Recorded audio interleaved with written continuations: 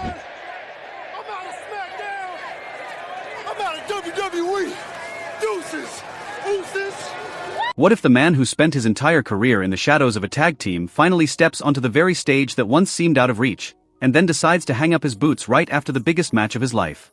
In the stunning conclusion to Saturday night's main event in Salt Lake City, Jey Uso faced none other than AJ Punk for the vacant WWE World Heavyweight Championship, and Punk emerged victorious, a moment that also marked the end of Jey's career.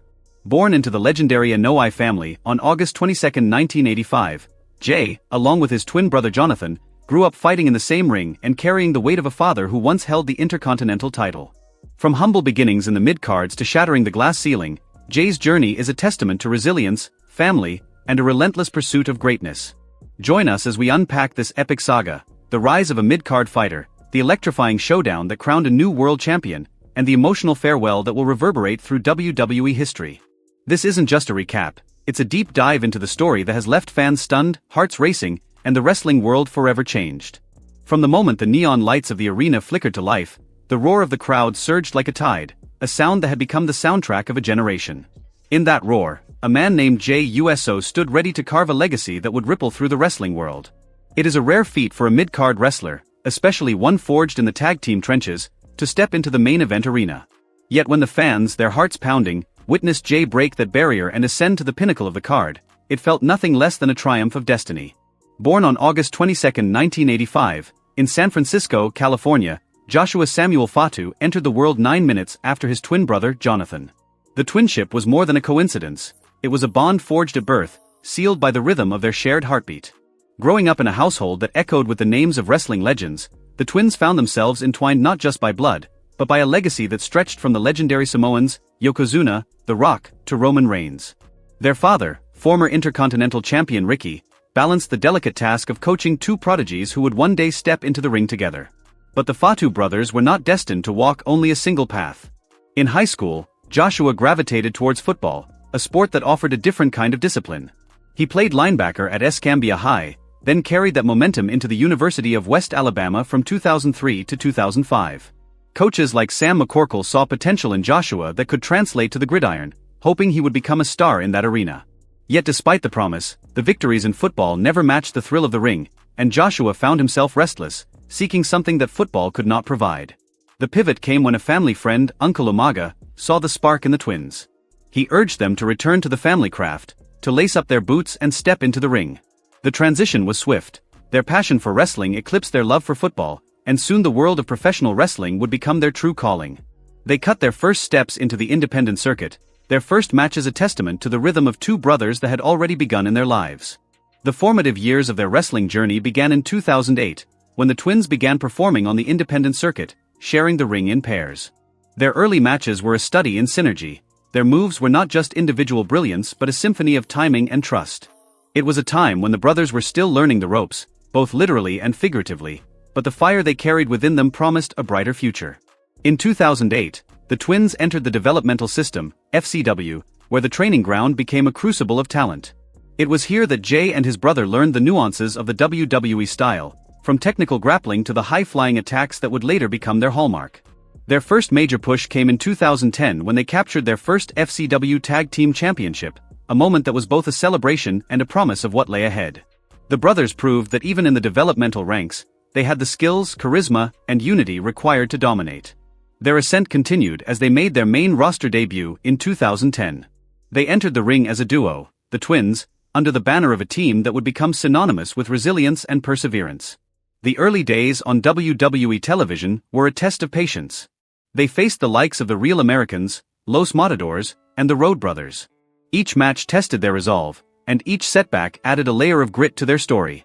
In the heat of the first few months, they fought valiantly against the Wyatt family, but their journey was far from finished.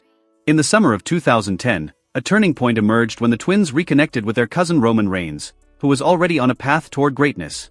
Together, they faced formidable opponents like Seth Rollins, Kevin Owens, and The New Day. The matches were a showcase of technical prowess and raw intensity, proving that tag team wrestling could still shine even when the spotlight flickered elsewhere.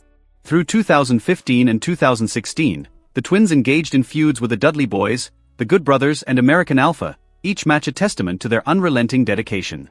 He posted an image of himself looking all sad to CM Punk and said, "Y'all win," with a middle finger. Ooh. By 2017, Jey Uso had become part of a historic moment when the duo captured both the red and blue brand tag team championships, making them the first team in WWE history to hold both versions simultaneously. Their reigns were defined by relentless victories over teams such as Breezango and The New Day, with each match adding a new chapter to their story. They defended their titles with unwavering precision at the Hell in a Cell match, turning the event into a stage that amplified the roar of the fans. But as 2018 approached, a different set of challenges emerged. Off the ring, Jey was entangled in legal complications that led to a ban from entering Canada, a country that hosted many WWE events. The circumstances behind the ban were a shadow that clung to his path, yet the ring itself remained his sanctuary. When the ban was lifted, the brothers returned to their rightful place as a dominant tag team, and they seized the opportunity to showcase their talents on the grandest stage at WrestleMania, facing The New Day and the Bludgeon Brothers in a high-stakes match. The triumph at WrestleMania was bittersweet. They lost the titles, but the mere fact that they were present on the main card marked a pivotal moment in their careers. In the months that followed, they continued to perform for an audience that had grown to respect and cherish them. Their matches were a blend of technical skill and emotional storytelling, drawing cheers that resonated through every corridor of the arena. As the years advanced, the twins found themselves facing new rivalries. The New Day, the Good Brothers, and the tag teams of the Dudley Boys kept the tag team division alive and thriving. Their performances, particularly during payoffs such as the Royal Rumble, became a staple of the show, keeping the division's flame burning brightly. It was a testament to the brothers' dedication that, even when the spotlight shifted elsewhere, they remained the torchbearers of tag team excellence. However, destiny had other plans. In the latter part of their journey, Jey Uso's career began to shift toward the main event arena. After years of grinding, the twins finally found themselves in a high-profile match at a Saturday night's main event in Salt Lake City, the stadium echoing with the cheers of the audience.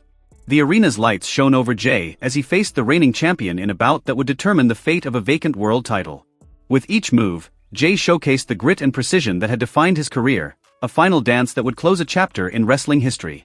The climax of that night unfolded as the champion executed a decisive finish, capturing the vacant World Heavyweight Championship. Jey's effort was met with a roar of admiration and a wave of respect that carried over to the final moments of the bout. The crowd's energy was palpable, and the cheers were a fitting tribute to a man who had worked his way from the depths of the tag team division to the pinnacle of the ring. In the aftermath, Jey Uso made the decision to retire.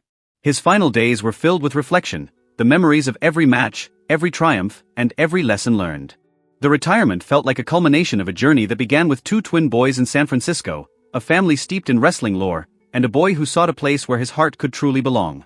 It was a journey that led from football fields to the roar of arenas, from the developmental circuit to the grandest stages of WrestleMania, and finally to a moment where he stepped into the main event, facing the championship, and ending his storied career with dignity and gratitude. He had stood in the center of the ring, the Salt Lake City crowd erupting as he delivered a masterful performance, only to be undone by the surprise of a champion who would go on to capture the vacant World Heavyweight title. The roar that followed, the respect from fans and peers alike, became the final chapter of his active career. As the lights dimmed, Jey turned his back on the championship belt, his hands shaking ever so slightly as he walked toward the locker room. In that moment, the silence in the arena mirrored the quiet that settled over his heart, a quiet that would be broken only by the echo of his own footsteps on a stage he had conquered and would someday revisit. Months later, his name would resurface in headlines not as a veteran who had stepped into retirement, but as a warrior who had re-entered the battlefield with a renewed sense of purpose.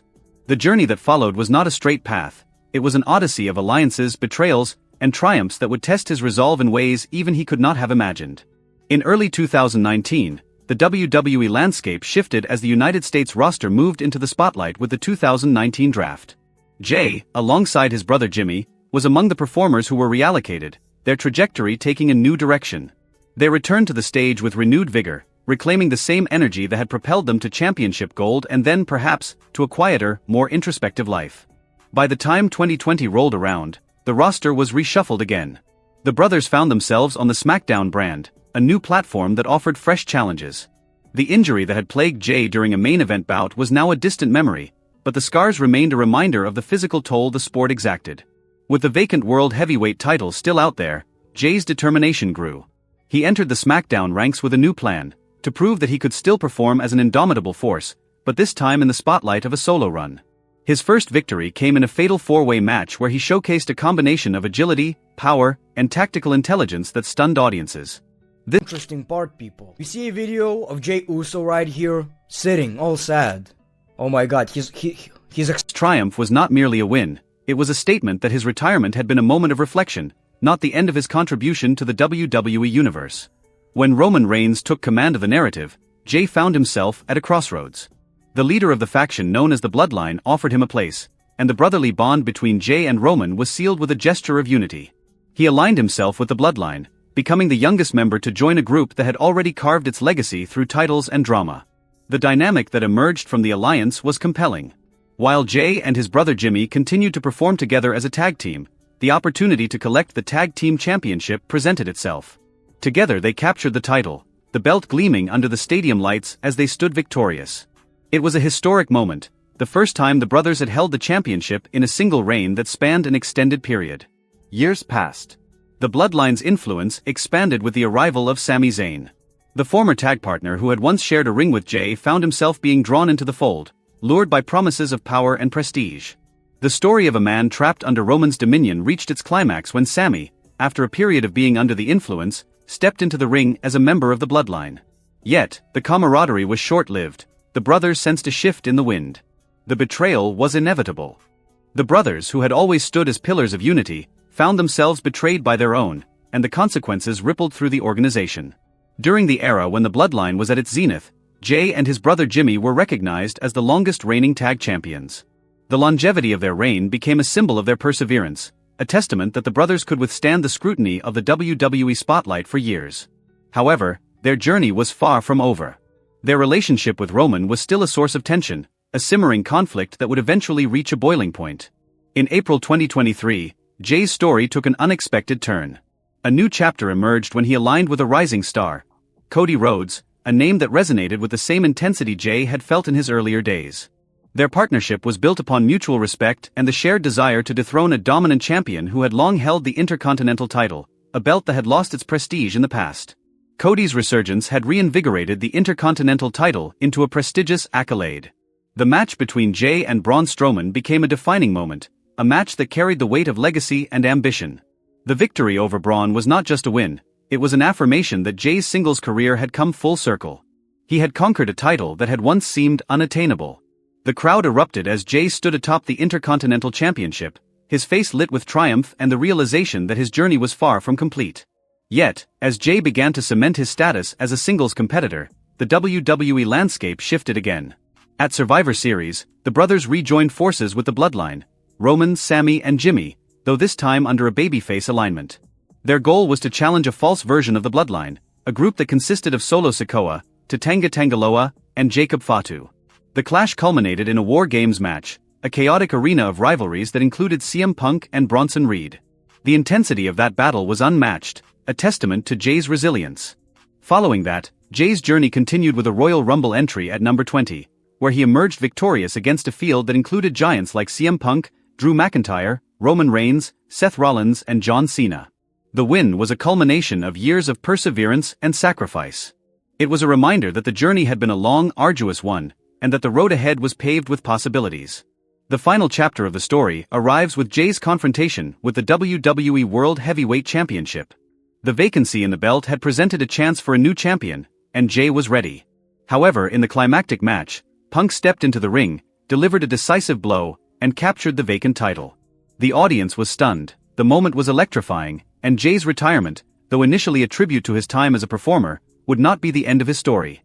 The narrative arcs back to Jey's introspection, a man who had lived through a series of trials, aligning with the Bloodline, turning face, defeating rivals, and finally claiming his rightful place at the pinnacle of WWE. He is no longer a mere echo of the past, he is the embodiment of perseverance, resilience, and triumph, a legacy that will endure in the annals of WWE history.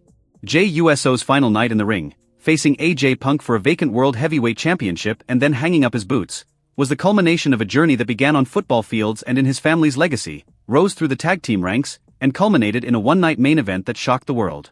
It was a testament to perseverance, family bonds, and the relentless pursuit of greatness, showing that even a shadow player can step into the light and leave a lasting mark on the WWE tapestry. As the lights dim on his career, we are left to ask, What will the next chapter of his legacy look like when the warrior who never quit returns to the ring?